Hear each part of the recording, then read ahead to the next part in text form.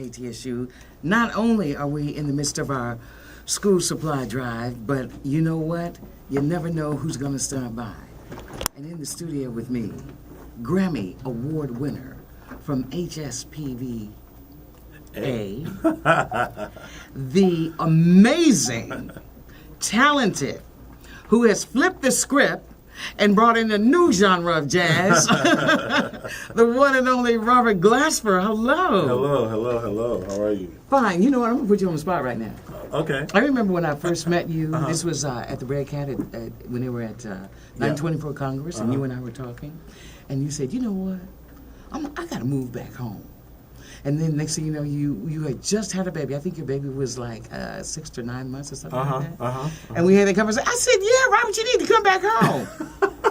So after that conversation, next thing you know, you get the Robert Glasper experiment. Then he's getting a Grammy Award. Now he's got a new CD. You coming back home? Too busy.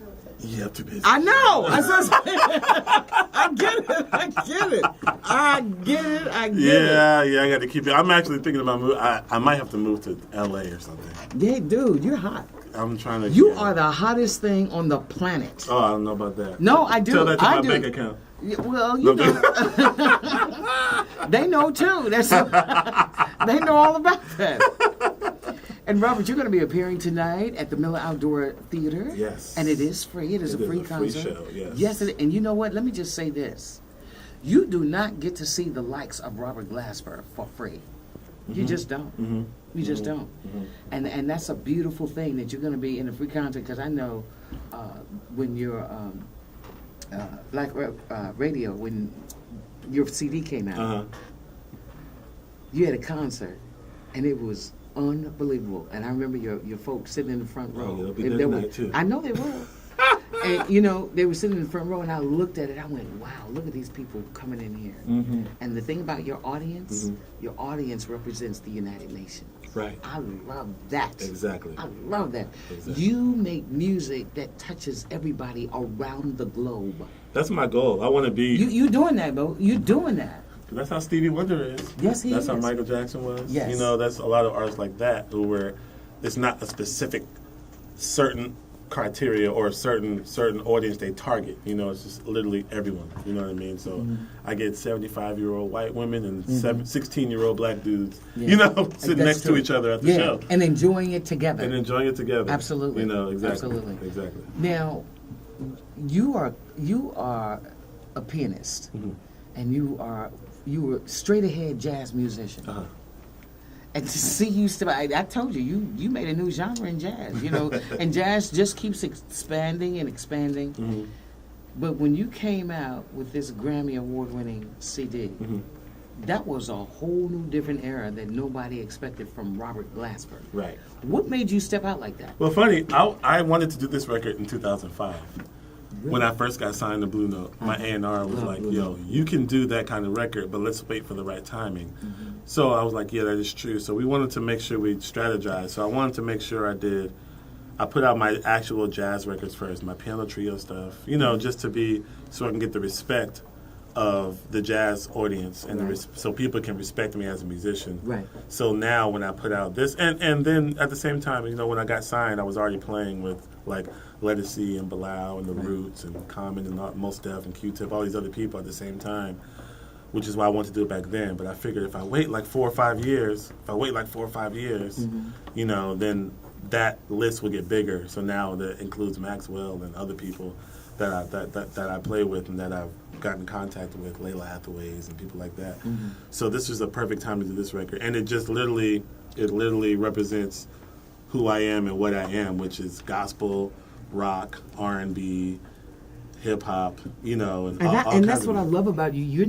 You cannot put you in a box. Don't think about it. Not at all. My mom was like that. You know, my mom's from she used to gig all around Houston, and literally every night was a different gig. You know, she would do a Broadway gig one night, a straight head jazz gig one night, a funk gig one night, R&B gig another night, country gig one night, and there was the ministry of music at church on Sunday. You know what I mean? Yeah. So I got it from her. You know what I mean? Like literally. So there's no lines. I won't blur. I just do it, and it is what it is. So tell us about this new project. The new project is actually, since we won the R&B Album of the Year for Grammys, I told you that was going to happen. I remember being on stage, and I told your dad, I said, this is going to get him a Grammy, period. So I'm watching the Grammys. I said, psh, you know what? That's what I do. I tell everybody who's going to get a Grammy and who's not. Okay. Tell me again. Let's keep that going. Yeah. Right. And it's you know what?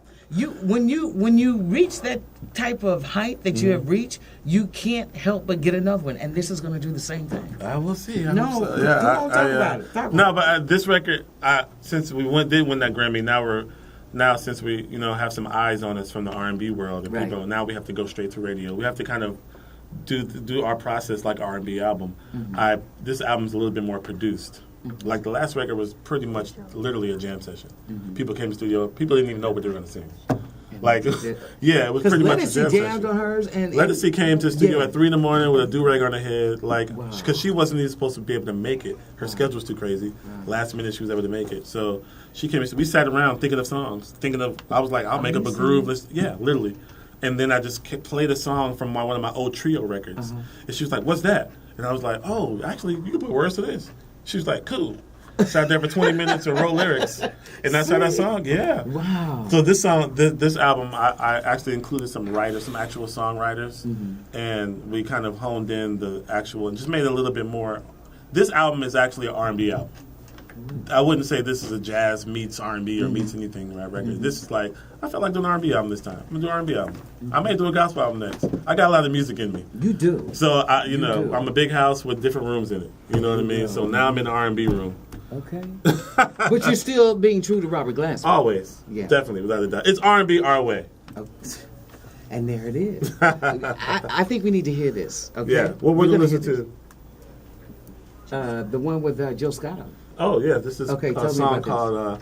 This is a song called "Calls," featuring Miss Jill Scott.